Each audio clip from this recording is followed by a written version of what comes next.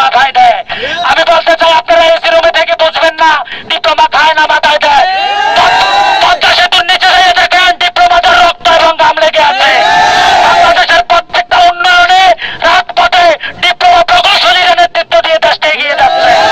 সুতরাং ডিপ্লোমাদেরকে প্রতিপন্ন করার জন্য যুগে যুগে যারা চক্রান্ত করছে তাদেরকে হুঁশিয়ার করে বলে দিতে চাই, আপনারাও নব্য ফ্যাসিস্ট হইয়েন না এবং আমাদের শান্তিপূর্ণ আন্দোলনকে অন্যদিকে প্রবাহিত করার চেষ্টা করবেন না।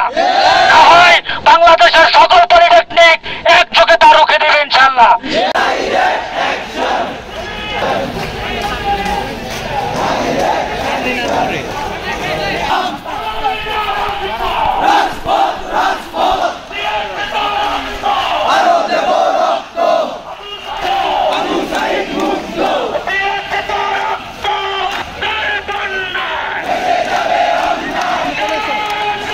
আমি মোহাম্মদ রুকনুজ্জামান, সংগ্রামী ছাত্র জনতা এবং আজকের উপস্থিত কুমিল্লা জেলার সকল পলিটেকনিক ইনস্টিটিউট আমরা একত্রিত হয়েছি। আমরা বিশাল সমাবেশের আয়োজন করেছি। আমরা এখান থেকে একটি ক্লিয়ার বার্তা দিতে চাই, বাংলাদেশের জনগণ এবং শিক্ষা উপদেষ্টা থেকে প্রধান উপদেষ্টার কাছে জানিয়ে দিতে চাই, আজকে আমাদের সমাবেশের কারণ হচ্ছে আমাদের যে 6টি যৌক্তিক দাবি আছে সেটি সুন্দরভাবে আপনাদেরকে বোঝার জন্য।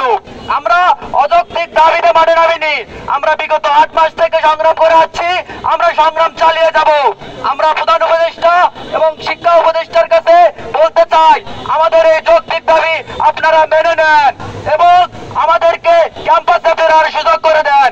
আমরা এখানে লেখাপড়া করার জন্য এসেছি, আমরা রাজপথে থাকার জন্য আসিনি। আজকে আমরা আছি 100, আমরা আগামীতে হবো 1000, আগামীতে হবো লক্ষ।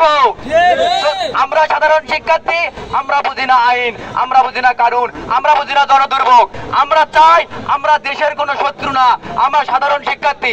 আমাদের শিক্ষার্থীদের সরকার, আমাদের রাজপথের তৈরি সরকার, আপনারা আমাদের এই বিষয়টি অবশ্যই দেখবেন এবং আমরা চাই না সাধারণ শিক্ষার্থীর কারণে বাংলাদেশে কোনো জনদুর্ভোগ হোক। আমরা চাই না বাংলাদেশে কোনো বিশৃঙ্খলা সৃষ্টি হোক। আমাদের যে যৌক্তিক দাবি রয়েছে আপনারা এগুলো বাস্তবায়ন করুন। আমরা ক্যাম্পাসে ফিরতে চাই, পড়ালেখা করতে চাই, টিচারদের সেই ঐতিহাসিক শিক্ষা আমরা গ্রহণ করতে চাই।